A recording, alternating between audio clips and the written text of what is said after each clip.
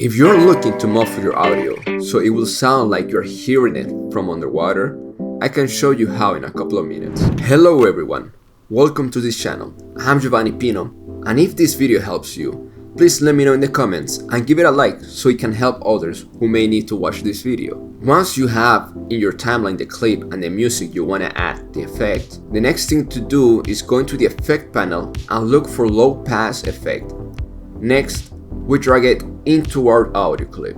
Then we have to set the cutoff value to around 20,000 and create a keyframe in the beginning and another one a second before the lady hits the water.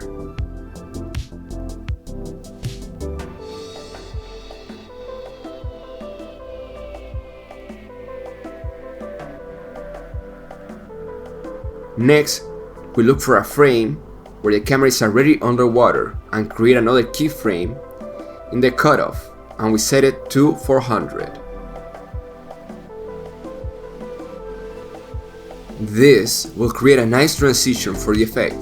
Now, we repeat this procedure for when the camera comes out of the water, but the only problem here is that my clip is too short after that, so we won't really see the transition, but still, I'm gonna do it so you can see how it is done.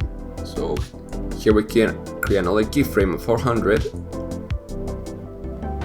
and then when it's out, go back to 20,000.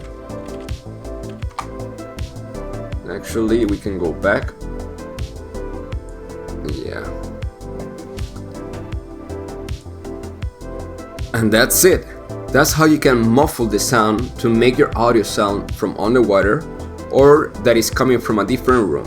If you are looking on how to export a video with transparent background, check this other tutorial. Also, if this video was helpful to you, give it a like and subscribe for more tutorials to come.